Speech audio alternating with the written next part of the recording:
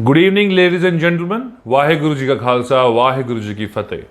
जी बिल्कुल, हज़ारों बार मतलब जो दिल्ली में रहने वाले हैं, हज़ारों लाखों बार आप कनॉट प्लेस से जब गुजरे होंगे तो आपको वहाँ पे गुरुद्वारा श्री बंगला साहिब आपको नज़र आया होगा।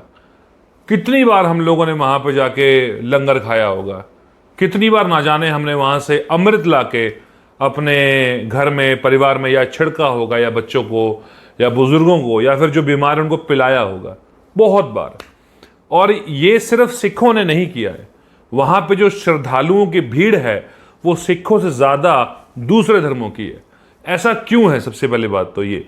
और दूसरा, हम इतनी बार वहाँ से गुजरे हैं। कनॉट प्लेस दिल्ली का दिल माना जाता है, तो उस दिल्ली के दिल के अंदर जो गुरुद्वारा साहिब सुशोभित है उसका इतिहास क्या हम जानते हैं? ये वीडियो उसी बारे में है। श्री बंगला साहिब गुरुद्वारा जो कि कनॉट प्लेस में सुशोभित है, वो गुरुद्वारा रिलेटेड है सिखों के 8वें गुरु धन धन श्री गुरु हरकृष्ण साहिब जी की तरफ से। उनसे वो रिलेटेड है। अब वो कैसे है वो मैं आपको बता देता हूँ। सबसे पहले तो मैं आपको ये बताना चाहता हूँ कि जो श्री गुरु हरकृष्ण साहिब जी थे वो सिखों के 8वें गुरु थे और सबसे कम आयु के अंदर गुरु गद्दी प्राप्त करने वाले गुरु थे। उनके पिताजी जो कि 7वें गुरु थे, अपना शरीर त्यागने के बाद जब वो ज्योति ज्योत समाये और परमात्मा में विलीन हो गए तो उन्होंने वो गद्दी अपने छोटे बेटे श्री हरकृष्ण साहिब जी को दी, जिनकी आयु उस वक्त 5 साल की थी।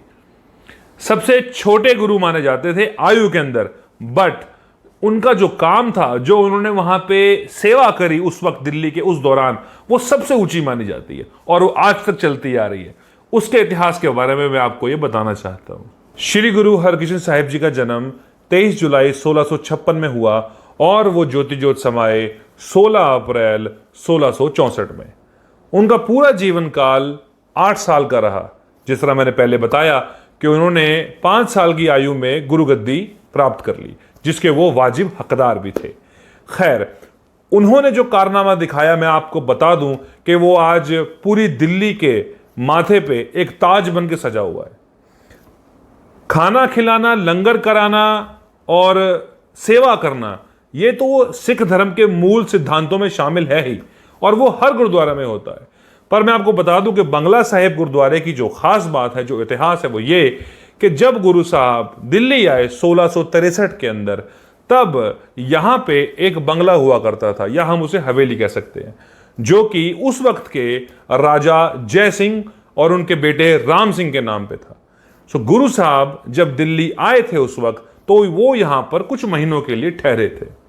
कुछ महीनों के दौरान जब वो ठहरे तो उस वक्त दिल्ली के अंदर चेचक की बीमारी बहुत ज्यादा फैली हुई थी। अंग्रेजी में कहूं तो कॉलेरा और स्मॉल पॉक्स ने हालत खराब कर रखी थी। चारों तरफ लाशें, बीमारियां और भूख प्यास के अलावा दिल्ली में कुछ नहीं था। जो हाल आज की डेट में दिल्ली का कोरोना ने कर रखा है, उससे कहीं बुरा हाल उस वक्त था। अपनी जान की परवाह ना करते हुए, अपनी सेफ्टी का ध्यान ना रखते हुए, सिखों के गुरु 8वें गुरु ने सिक्खी के मूल सिद्धांतों का पालन करते हुए फैसला लिया कि वो बाहर जाके सेवा करेंगे लोगों की। खाना पीना, सेवा करना, आशीर्वाद देना, प्यार करना, सपोर्ट करना, वो सब सुविधाएं जो एक इंसान को इंसानी जीवन पर्याप्त करने के लिए जरूरी होती हैं, वो सारी की सारी उनको सुविधाएं दी गई। वो सेवा चलती रही और काफी वक्त तक उन्होंने वो सेवा करी, और अंत के अंदर उन्हें खुद वो बीमारी हो गई, और उसकी वजह से उन्होंने कम आयु के अंदर अपना शरीर त्याग दिया और वो ज्योति ज्योत समा गए। 16 अप्रैल 1664 में अपना शरीर त्यागने और ज्योति ज्योत समाने के बाद श्री गुरु सच्चे पातशाह श्री गुरु हरकृष्ण साहिब जी का जो संस्कार था, he was cremated at the same place जहाँ पे आज गुरुद्वारा सुशोभित है। मैं आपको कुछ और फैक्ट्स बताना चाहता हूँ कि कुछ चीज़ें आज की तारीख में हम न्यूज़ में और बहुत जगह सुनते हैं, हम प्रभावित हो जाते हैं, पर अपना इतिहास शायद हम ढंग से याद नहीं रख पाते, जो कि बहुत ही गौरवशाली इतिहास है। उसी के रिगार्डिंग बात बताता हूँ कि सिखों के 8वें गुरु को, जो कि जिनका जीवन काल 8 साल का रहा और उन्होंने इतना गौरवशाली और इतना प्रतिभाशाली और दुनिया को, पूरी दिल्ली को एक बीमारी से बचाने के लिए अपना पूरा जीवन वार दिया। उनको उस वक्त के मुसलमान भाई बाला पीर के नाम से जानते थे और मेरे हिंदू भाई उन्हें बाला मुकुंद के नाम से जानते थे। ये दो नाम उनको सुशोभित और उनको सुसज्जित किए गए, इन नामों से वो सुसज्जित किए गए। इसके साथ साथ मैं आपको एक ज़रूरी फैक्ट और बताना चाहता हूँ कि ये गुरुद्वारा 1783 के अंदर बाबा बघेल सिंह जी की देख रेख में कंस्ट्रक्ट हुआ था। मैं आपको एक चीज़ और बता दूं ज़रूरी इसके बारे में कि बाबा बघेल सिंह जी ने 1783 में अप्रैल से लेकर दिसंबर तक, इस दौरान करीबन 9 गुरुद्वारों को उन्होंने कंस्ट्रक्ट करवाया था। उनके बारे में एक अलग से वीडियो लेकर मैं ज़रूर आऊँगा।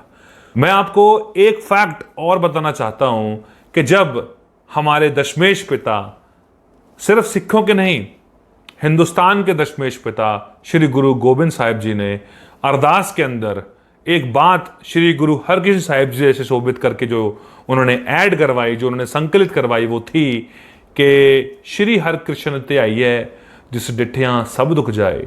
मतलब कि जो अपने गुरु श्री गुरु हरकृष्ण साहिब जी की तरफ देखता है, उनको सिमरता है, उनके बारे में सोचता है, उनका आशीर्वाद लेता है, उन पे भरोसा करता है, उनके सारे दुख, चाहे वो शरीर के हों, दिमाग के हों, रिश्तों के हों या कोई भी गम हो, वो सारे दुख दर्द श्री हरकृष्ण साहिब जी के नाम से दूर हो जाएंगे।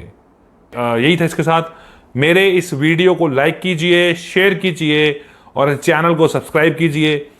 बस मेरी यही इच्छा है आपसे। Thank you so much for the support. Share कीजिए ज़्यादा, कमेंट सेक्शन में लिख के बताइए कि आपको कैसा लगा। तब तक के लिए गुरप्रीत सिंह बंसल साइनिंग ऑफ।